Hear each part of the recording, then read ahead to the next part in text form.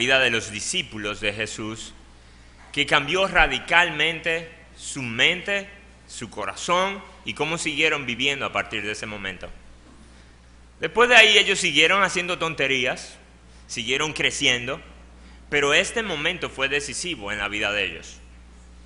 Nosotros vamos a ver en esta historia cómo Jesús lidia con ellos y va preparando sus almas, pero lo hace a través de una profunda confusión. Los lleva a fe y a genuina adoración. Y mientras nosotros vamos viendo este recuento, yo quiero que vayamos haciendo un paralelo con nuestra vida presente, 2000 años después. Porque Jesús sigue lidiando con sus discípulos hoy día, tal como lo hacían en entonces.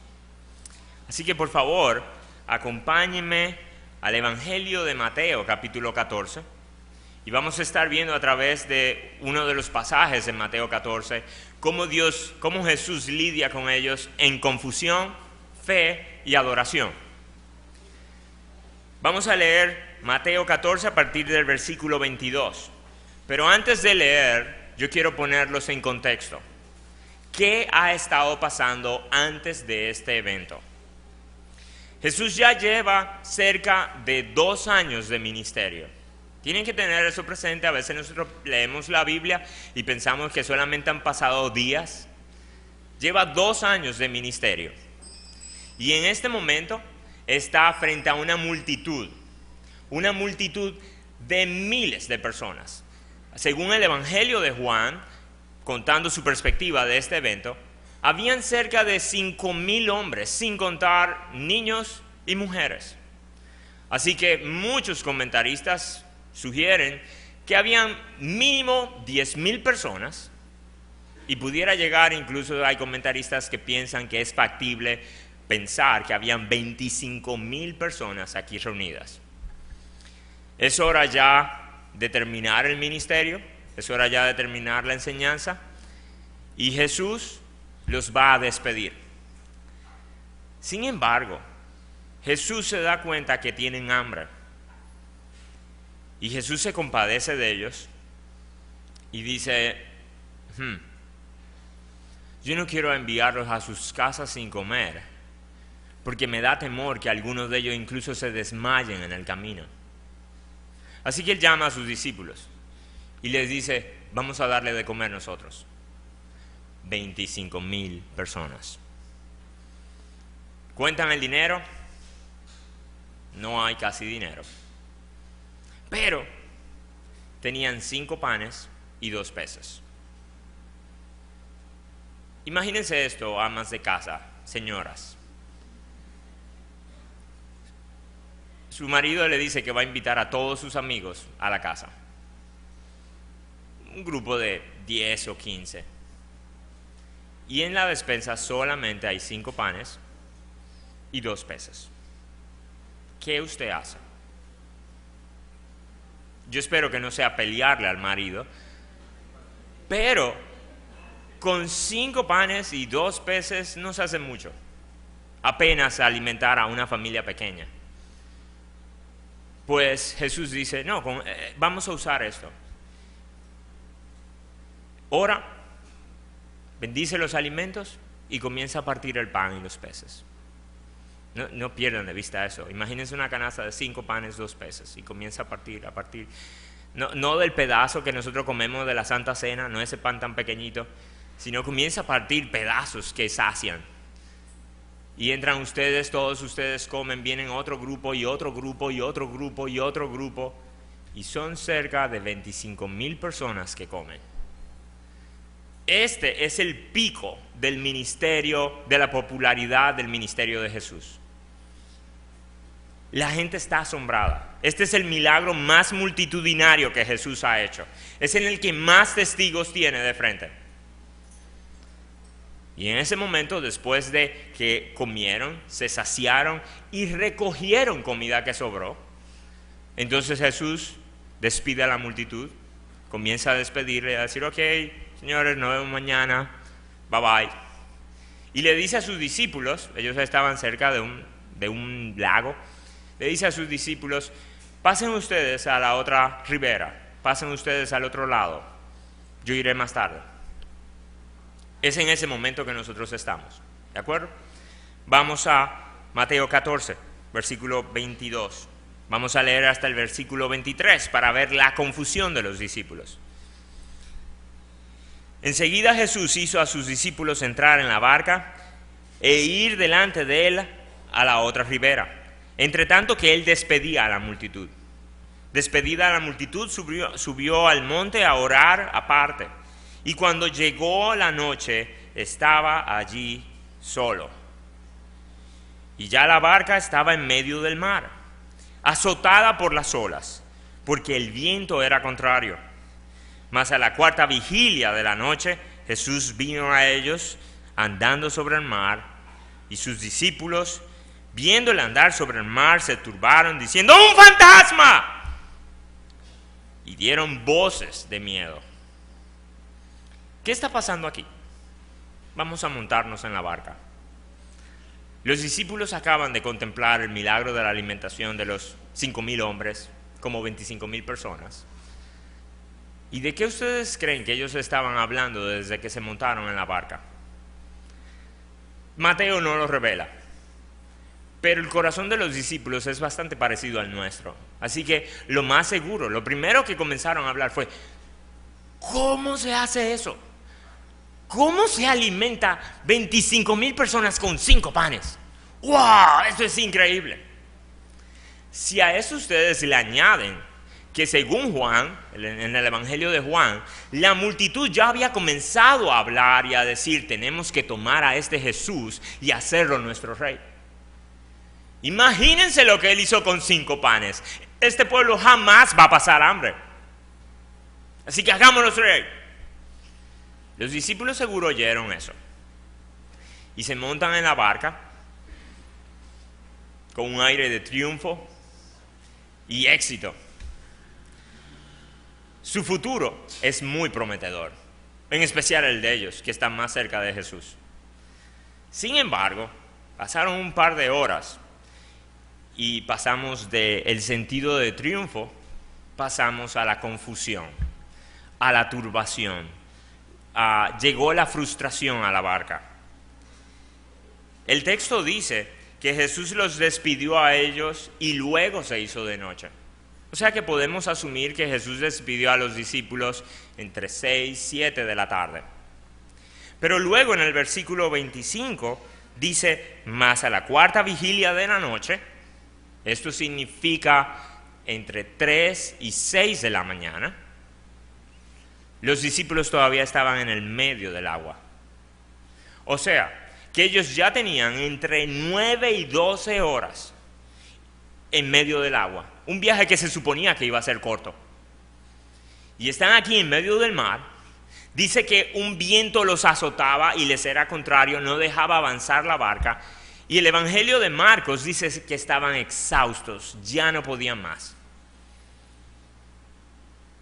¿Cuál era el ánimo de ellos? ¿En qué estaban pensando? Yo les sugiero que posiblemente ellos estaban diciendo algo como: estamos aquí porque Jesús nos mandó y Él ni siquiera está aquí. Nosotros estamos siendo obedientes y esto es lo que nos pasa. ¿Dónde está Jesús cuando más lo necesitamos? Posiblemente alguno de ellos recordó una tormenta que se relata en Mateo 8, en la que Jesús se para y detiene el viento. Y ellos dicen: si Jesús estuviera aquí, parara el viento. Pero Jesús no estaba. ¿Qué estaba haciendo Jesús mientras sus discípulos estaban en problemas? Miren el versículo 23. Jesús subió al monte a orar y estaba allí solo. Ustedes han visto esas películas en las que el director decide tomar la pantalla de la película, la pantalla, y dividirla en 2 cuadros y presentar 2 escenas distintas, pero que están sucediendo al mismo tiempo, simultáneamente, porque Él quiere darnos el efecto de que esto y esto está pasando al mismo tiempo.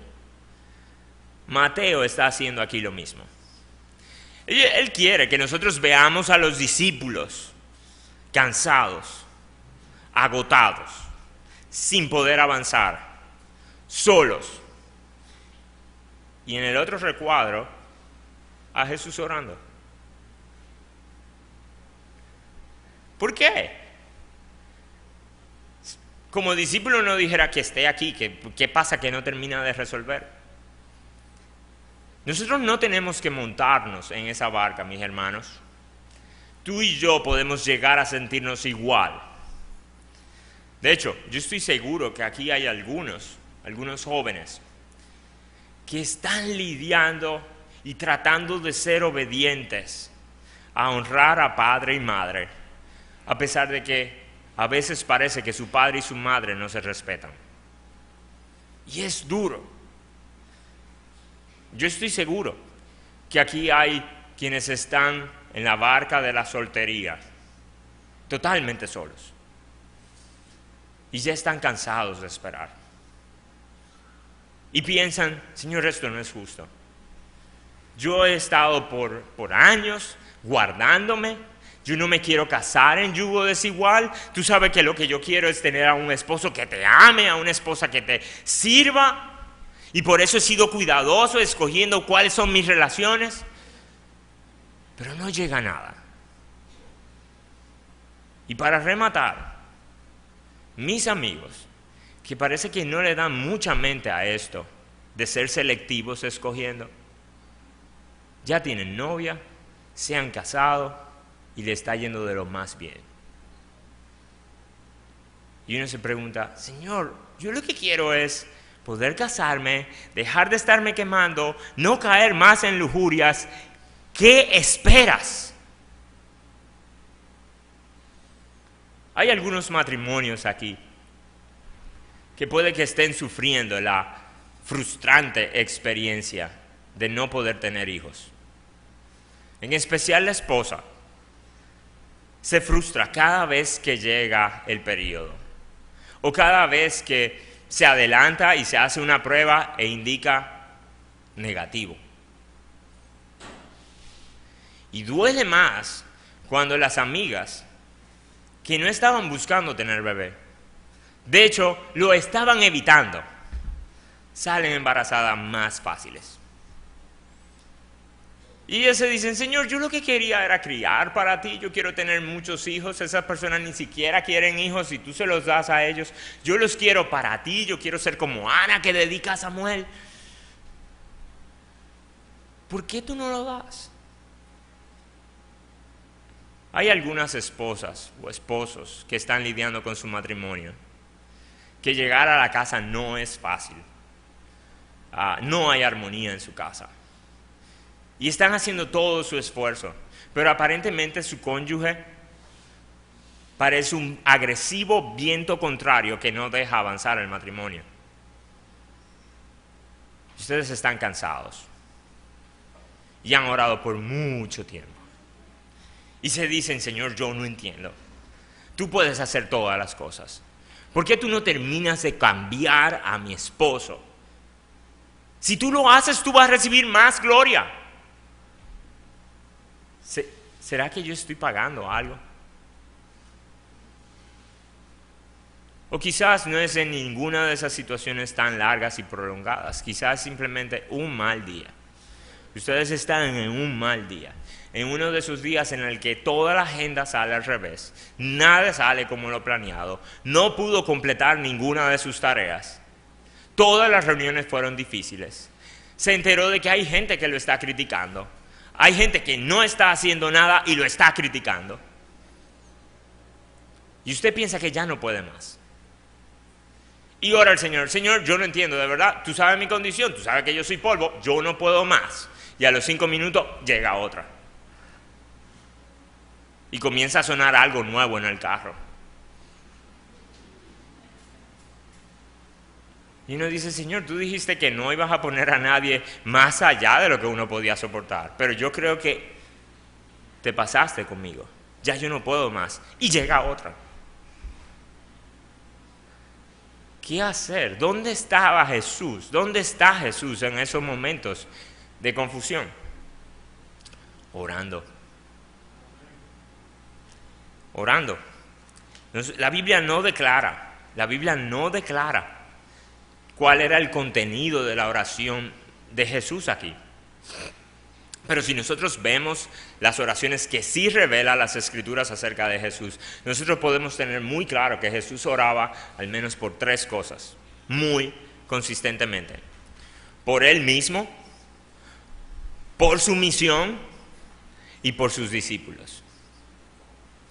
Por Él mismo y por su misión, en especial ahora, que la gente estaba tergiversando su ministerio. La gente pensaba que Él iba a ser un proveedor de pan en lugar de un proveedor de vida eterna. Sus discípulos mismos estaban confundidos. Sus discípulos, esto es extraño, pero escuchen esto, sus discípulos tenían 2 años con Él y aún no habían entendido que Jesús era el Hijo de Dios. Ellos creían que Jesús era el prometido, pero que iba a ser un rey que iba a traer a Israel la prosperidad, pero no más de ahí. Y que definitivamente había sido señalado por Dios porque nadie podía hacer las cosas que Él hacía si no es porque Dios estuviera a favor de Él. Así que Jesús está orando por su ministerio, posiblemente, y posiblemente también está orando por sus discípulos. ¿Se acuerdan de cuando Él le dice a Pedro, el diablo os ha pedido para zarandearlos, pero yo he pedido por ti, para que tu fe no falte? ¿Se acuerdan de Juan 17? La oración intercesora de Jesús, cómo se ve claramente orando por Él, orando por su misión, orando por sus discípulos y orando por sus futuros discípulos. Así que en este momento, posiblemente Jesús está orando por Él, su misión y sus discípulos. Y ahora Él decide ir a buscar a sus discípulos. Ya han pasado casi 12 horas. Pero escuchen esto, mis hermanos. El que tú no percibas o el que tú no entiendas lo que está haciendo Dios, no significa que Él está de manos cruzadas. El que Él no está haciendo tu voluntad y el que Él no esté ayudándote a completar tus planes, no significa que Él ha dejado de hacer su voluntad y llevar a cabo sus planes. Él te está entrenando, como Jesús entrenó a sus discípulos. Fíjense que Jesús no salió corriendo de inmediato a ayudar a sus discípulos. Él los dejó llegar hasta un punto. Y luego de eso entonces irlos a rescatar. Pero tengamos cuidado. El que nosotros no podamos ver la actividad de Dios no significa y no va a pasar el que Dios nos ha descuidado, el que Dios ha dejado de atendernos. Además, puede ser que ya Dios haya enviado su salvación y tú ni siquiera te hayas dado cuenta. No, ¿y cómo va a ser? Miren lo que le pasó a los discípulos. En el versículo 25, Jesús vino a ellos andando sobre el mar, y los discípulos viéndole andar sobre el mar se turbaron y dijeron, es un fantasma. Jesús estaba frente a ellos y ellos no lo distinguieron. O sea, que su salvación venía a ellos y ellos lo que interpretaron es que venía una maldición aún más grande. Fíjense esto. Puede ser que Dios esté obrando en tu vida y tú no te estés dando cuenta. ¿Cómo? Está formando tu carácter y eso duele. Está destruyendo tus ídolos. Eso duele. O está mostrando a otros su gloria a través de ti. Y eso duele. Y no es atractivo, no suena atractivo. Pero según las Escrituras, ese es nuestro bien. La escena aquí da un poco de risa. Imagínense a un grupo de hombres machos, masculinos, barbudos, todos tirándose al borde del barco. ¡Ah! ¡Un fantasma! Y nosotros pensamos, ¿qué discípulo más tonto? Ese era Jesús. Yo creo que nosotros somos demasiado duros con los discípulos. Somos demasiado duros con los discípulos. Ellos más o menos pensaron en esto. Ok, viene algo hacia acá, parece un hombre, pero no puede ser un hombre, porque los hombres no caminan sobre el agua. ¿Qué alternativa queda? Un fantasma, un espíritu. Yo sé que al día de hoy nosotros hemos tratado de quitar tanto lo sobrenatural en nuestra sociedad. Somos tan modernos que no hubiésemos dicho un fantasma, sino una ilusión óptica. Es problema de nuestros sentidos, pero da miedo. Yo no sé ustedes, pero si yo me estuviera bañando en la playa y alguien pasa al lado mío caminando sobre el agua, no en el agua, no surfeando, sino caminando sobre el agua, va a ser un susto. Ok, eso fue lo que le pasó a los discípulos.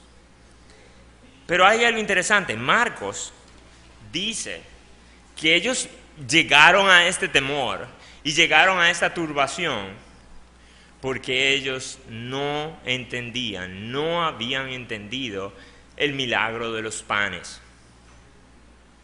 No habían entendido el milagro de los panes. Ellos hace unas horas habían visto a Jesús alimentar 25,000, pero ellos lo vieron, pero no entendieron qué significaba eso.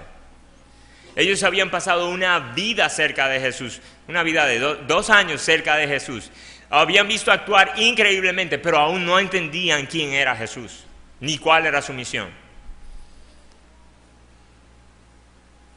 Fíjense que de repente la confusión y la frustración ahora se convierte en terror.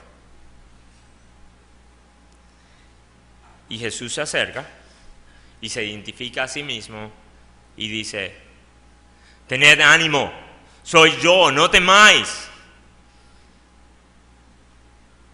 Jesús se reveló a sí mismo. Y fíjense esto. Ellos no dijeron, ok, Jesús, caminando sobre el agua, eso era raro. Pero fíjense esto. Miren algo todavía más poderoso aquí. Miren la pretensión de Jesús. Él dice: soy yo, no teman. Los que somos padres hemos vivido las pesadillas de nuestros hijos, o los temores, o el monstruo debajo de la cama, o la sombra en el cuarto. Y es algo extraño, porque ellos pueden estar llorando intensamente, llenos de pavor, e inmediatamente llega papi o mami, y uno le dice: soy yo, ya yo estoy aquí, cálmate. Mentalmente yo no sé qué funciona en la psicología de un niño, pero ellos piensan: si tú te vas, regresa el monstruo, quédate. Yo estoy bien si tú estás, duerme conmigo. ¿Saben lo que Jesús quiere en este momento? Está pretendiendo: llegué yo, se acabaron los miedos. Y Él quiere que nosotros reaccionemos como cuando llega alguien de confianza que puede librarnos del mal y decir: ok, ya llegó. En este momento en el que Jesús se revela, entonces surge la fe, la verdadera fe. Se deja a un lado de la confusión y viene la fe. Miren cómo Pedro reacciona, miren la extraña propuesta que Pedro hace. En el versículo 28 dice, entonces respondió Pedro y dijo: Señor, si eres tú, manda que yo vaya a ti sobre las aguas. Yo me imagino que los amigos de Pedro que estaban ahí abrieron los ojos y dijeron: ¿qué? O sea, ya es suficiente que él venga caminando. Tú le estás pidiendo salir e ir caminando. ¿Qué tú estás pensando? Hay comentaristas que han sido muy duros con Pedro. Hay algunos que sugieren que Pedro quería lucirse frente a sus amigos. Yo no creo que haya evidencia para eso en el pasaje, para pensar eso en el pasaje. Hay otros que dicen que Pedro estaba tratando de poner a prueba a Jesús.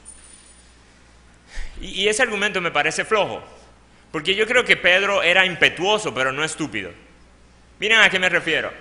Si yo estoy en la barca y yo estoy dudando de que esto es un fantasma y me dice que yo soy y se identifica como Jesús, yo hubiese hecho otros tipos de preguntas que no me ponen en riesgo. Yo le hubiese preguntado, a ver, ¿cómo yo me llamo? O dime, ¿qué hicimos ayer? Pero si yo tengo dudas de que ese es realmente Jesús, yo no voy a poner un pie fuera de la barca. Así que nosotros debemos interpretar la reacción de Pedro más que una condición de si tú eres, es más bien una certeza de ya que tú eres Jesús, manda a que yo vaya a ti caminando. Fíjense esto, miren la humildad de Pedro. A Pedro no se le ocurrió decir, declaro que yo pueda ir caminando a ti. Declaro que yo vaya caminando a ti, no, yo necesito que tú lo digas. Si tú lo dices, yo llego. Si yo lo digo, me hundo, pero si tú lo dices, yo llego. Y miren esto, miren esta sencilla palabra. Jesús le dice, ven. Jesús no solamente le estaba dando el permiso a salir de la barca e ir caminando. En ese momento, tras bastidores, lo que estaba pasando en el gobierno cósmico del mundo es que Jesús le estaba ordenando a la naturaleza, le estaba dando una orden a la naturaleza de que no actuara sobre Pedro como ella actúa ordinariamente. En ese momento la gravedad, el principio de flotación y todos los demás principios de física se detuvieron en Pedro. Pedro sale de la barca y el mar se siente tan sólido como sus pies debajo del piso o en el piso. Pero yo quiero llamar su atención a algo. Pedro no simplemente quiere decir, hey, si tú eres Cristo, si tú eres Jesús, yo quiero salir y caminar en el agua. Esa no era la intención de Pedro. Fíjense cómo él le dice, manda que yo vaya a ti sobre las aguas. El centro era Jesús. La intención de Pedro era estar cerca de Jesús. Para Pedro era mejor estar con Jesús en el agua que sin Jesús en la barca. Así que él dice, yo quiero ir a ti. Yo quiero estar cerca de ti. Pedro comienza a caminar. Y de repente comienza a ver alrededor. Y dice el versículo 30, que al ver el fuerte viento tuvo miedo y comenzó a hundirse.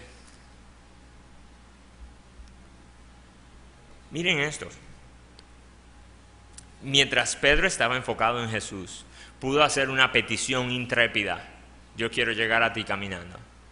Pudo realizar algo que jamás ningún hombre ha hecho, caminar sobre el agua. Pero en el mismo momento en el que dejó de ver a Jesús y se distrajo con él alrededor, su fe naufragó y su cuerpo comenzó a hundirse. Yo quiero llamar su atención a un par de lecciones acerca de la fe en este pasaje. Primero, ver no es creer. Ver no es creer. A veces nosotros tendemos a pensar que si yo hubiese estado en aquel tiempo, mi fe sería sólida. Yo creería más fácil en Jesús. La multitud de los 25,000 que vieron a Jesús partir el pan y la misma vida de los apóstoles le dice a ustedes que eso no es cierto, que uno puede ver y aún así no creer. Uno puede ser testigo y aún así no tener fe. ¿Por qué? Porque nosotros tenemos un set de presuposiciones, de una cosmovisión. Nosotros tenemos asunciones acerca de qué es lo real. Y ese set de presuposiciones hace que cuando yo vea algo, lo interprete. Y según mi cosmovisión, según mis creencias, eso me va a ayudar o me va a entorpecer mi interpretación de lo que está pasando. Así que escuchen esto. Si ustedes no conocen a Dios, y obviamente conocerlo es a través de su palabra, de estar saturado de su palabra, de conocer sus pensamientos, aunque Dios se pare frente a ustedes, no lo verían. Eso fue lo que le pasó a los discípulos en un principio.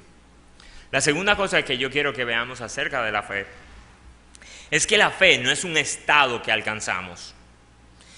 La fe es una determinación consciente a poner toda nuestra atención en Jesús y a depositar toda nuestra confianza en quién es Él y lo que Él ha prometido. No es un estado al que uno llega, es una decisión de todos los días. Esa es la decisión de permanecer creyendo. Hermanos, la fe no funciona en piloto automático. La fe no funciona en piloto automático. Hay veces que nosotros venimos aquí a la iglesia y estamos esperando tener una experiencia transformadora, llenar el combustible, con la esperanza de que me alcance para el próximo domingo. Estamos esperando que algo raro pase aquí. Estamos esperando la experiencia. Eso está errado. Primero, nosotros venimos aquí a conocer a Dios. Nos vamos el lunes y abrimos nuestra Biblia para conocer a Dios. Nos pasamos el martes meditando en la palabra de Dios para conocer a Dios. Si tú solamente descansas en tu experiencia del domingo, créeme, el domingo en la tarde tu fe va a naufragar. Van a haber muchas cosas a tu alrededor que van a quitar tu mente de Cristo. Tu fe va a naufragar y tú te vas a hundir. Así que la fe no es un estado, es una determinación de seguir creyendo en lo que Dios dice. Hermanos, la pregunta no es si tú creíste. La pregunta es si tú te levantaste creyendo, saliste de la casa creyendo, afrontaste el día creyendo y te acostaste creyendo.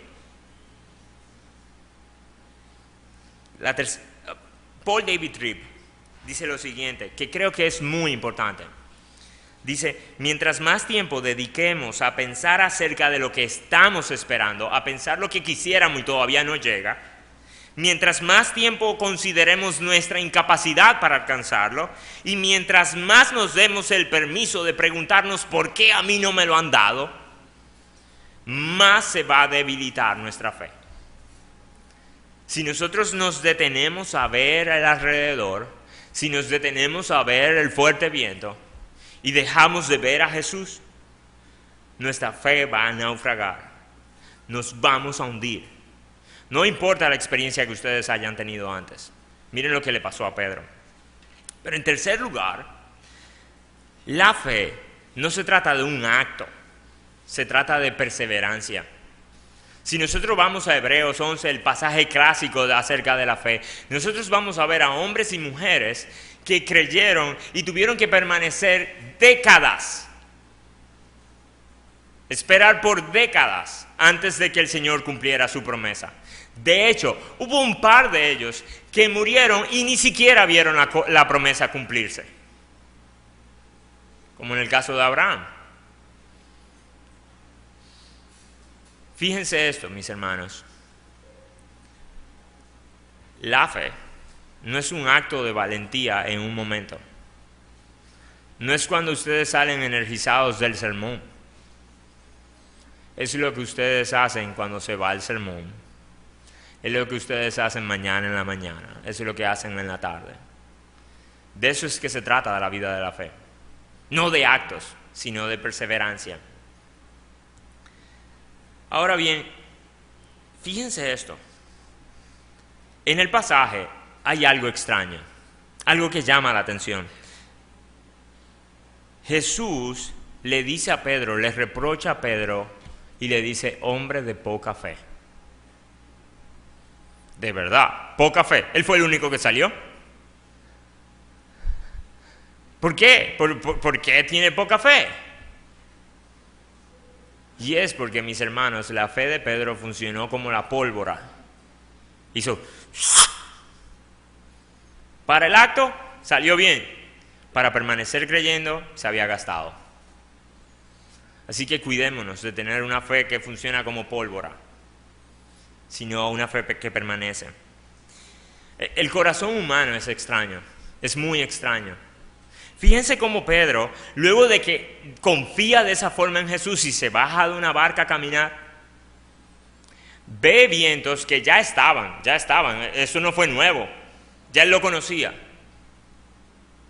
Pero él baja y comienza a vivir la experiencia del milagro. Y viviendo la experiencia del milagro, en lugar de ser fortalecida su fe, se distrae de Jesús y lo que hace es que comienza a dudar y a hundirse. Ahora fíjense esto.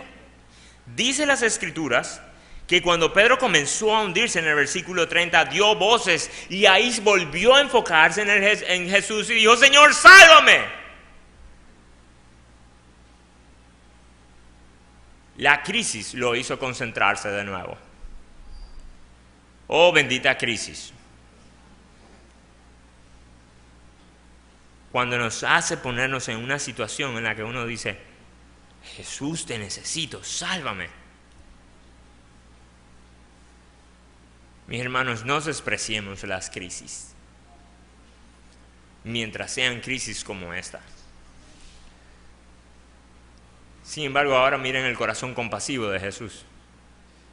Si hubiese sido yo, hubiese dicho, traga agua y aprende. Sin embargo, Jesús se acercó a él, lo agarró de la mano, lo sacó y lo sostuvo. Y esto no era necesario. Jesús tenía el poder de decirle a distancia, ok, vuelve a subir. Y él se hubiese ascendido y sus pies hubiesen estado estables de nuevo. Sin embargo, Jesús quiso tenderle la mano y Jesús lo quería tener cerca. Qué compasivo. Qué paciente, lidiando con nuestras caídas en medio de nuestro crecimiento. Luego Jesús, agarrado de la mano, vamos a la barca. Suben a la barca. Y ahí ya había pasado demasiadas cosas y entra la adoración. Nosotros vemos que inmediatamente él sube a la barca, se para el viento, cesa el viento y los discípulos reaccionan en adoración y dicen, verdaderamente tú eres el Hijo de Dios. Fíjense esto, en Mateo capítulo 8 se nos cuenta, como yo le había dicho ya anteriormente, un suceso en el que Jesús tomó la barca, una tormenta, y le habló como si fueran las mascotas de su casa, y le dijo, ¡calla! Y el viento y el mar hicieron, y se calmaron. Y cuando los discípulos vieron eso, según el Evangelio de Marcos, se llenaron de más temor, porque la pregunta es, ¿qué clase de hombre es este? Que el viento y el mar le obedecen. Jesús los intrigaba. Jesús los asombraba, pero hasta este momento ellos no habían confesado que Él era el Hijo de Dios. 2 años habían pasado y todavía ellos no habían hecho esa confesión, todavía no lo habían entendido. Y hermanos, amigos, esto es serio. Yo quiero llamar su atención y su cuidado a esto. Tú puedes disfrutar los sermones. Te pueden fascinar y no significa que tú tienes fe. Tú puedes salir sumamente entusiasmado del tiempo de alabanza y no significa que has tenido una genuina adoración. Tú puedes ser que te encante leer acerca de cosmovisión y filosofía cristiana y lo consistente de la filosofía cristiana, y no significa que tú hayas abrazado la verdad. Estar asombrado con Jesús no es adorar a Jesús. Yo te hago una pregunta ahora. ¿Adoras tú a Jesús porque Él es el Hijo de Dios? Yo no te estoy preguntando si tú admiras a Jesús. Yo no te estoy preguntando si a ti te cae bien Jesús o si tú crees que es un gran tipo. Mi pregunta es si tus más profundos pensamientos, tus más intensos deseos y las decisiones de la vida giran en torno a Jesús, porque Jesús es el Hijo de Dios. Escuchen esto. Si tú no crees en Jesús como el Hijo de Dios, tú te has inventado un Jesús, te has formado un Jesús que no es este. Y ese Jesús que tú te has inventado te va a defraudar. Si tú solo, y miren cómo estoy enfatizando el solo, si tú solo crees en Jesús como un gran y sabio maestro, tú vas a morir ignorante. Si tú solo crees en Jesús como un gran revolucionario que se opuso a la hipocresía y a la moralidad, tú vas a morir como un corrupto con ropas limpias. Si tú crees que Jesús solo fue y es un terapeuta que te puede ayudar en tus relaciones familiares, tú vas a morir distanciado de todos y enemigo de Dios. Si tú solo crees que Jesús es un rehabilitador que te puede ayudar en tu proceso de adicción o sacarte del hoyo en el que tú estás, déjame decirte que tú te vas a pasar la vida siendo un esclavo cambiando de amos. Solamente si tú confías que Jesús es el Hijo de Dios, tú encontrarás verdadera salvación. Yo sé que eso suena raro. Alguien dice que el Nuevo Testamento hubiese sido más fácil de creer si no tuviera milagros. Piénsenlo. No es fácil creerse que alguien alimentó a 25,000 con 5 panes. No es fácil creerse que alguien caminó sobre el agua. No es fácil creerse que alguien levantó a varias personas de entre los muertos. Le dijo, levántate y anda. No es fácil creer eso. Si eso no hubiese estado, hubiese sido más fácil aceptar a Jesús. Aceptar a un tipo de Jesús. Solamente hubiésemos tenido sus sabias enseñanzas. Pero, ¿saben qué? Piensen en esto. No es fácil creer. No es fácil creer que el que hizo los planetas y las estrellas, como nosotros cantábamos, con el poder de su palabra, Él dijo y fue hecho. Ese fue el mismo que tuvo que hacerse carne, salir del vientre de una mujer ordinaria y aprender a decir mamá. Eso es una idea loca. Esa es una idea difícil de creerse.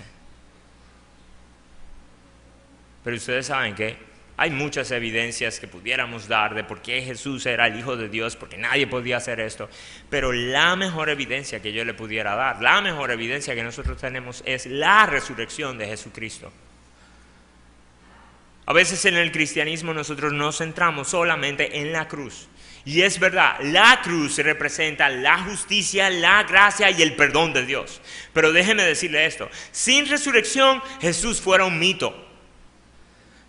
Jesús y su resurrección es lo que toma la cruz y dice, esto es más que un símbolo, esto es realidad. Su resurrección.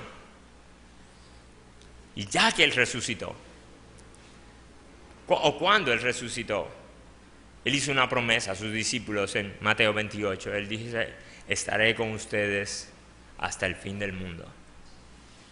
hasta el fin del mundo. Y nos envió, no solamente a ellos, nos envió a ser discípulos y a enseñar a las personas cómo se vive bajo la autoridad de este rey. Pero hay algo más. Este Jesús, el Hijo de Dios encarnado, dijo que va a regresar un día. Y yo espero que no tarde mucho. Pero Jesús volverá a hacer su aparición en el mundo. Y ese va a ser el día más extraño y perturbador de toda la historia humana. Piensen en esto. Si es perturbador ver a un hombre caminando sobre el agua en medio de una tormenta, ahora imaginen a un hombre suspendido en el cielo rodeado de millares de ángeles. Hoy día. Y todo el mundo viendo ese espectáculo. Eso va a dar terror. Eso es algo que jamás ha sucedido y solamente va a suceder una vez. Yo no sé, la Biblia no dice cuáles son las primeras palabras de Jesús. ¿Qué es lo que Él va a decir primero? Pero yo quisiera pensar que ya que mi corazón es bien parecido al de los discípulos y el corazón de Jesús sigue siendo el mismo, ese día de las primeras palabras que Él va a decir es: tengan ánimo, soy yo, no teman.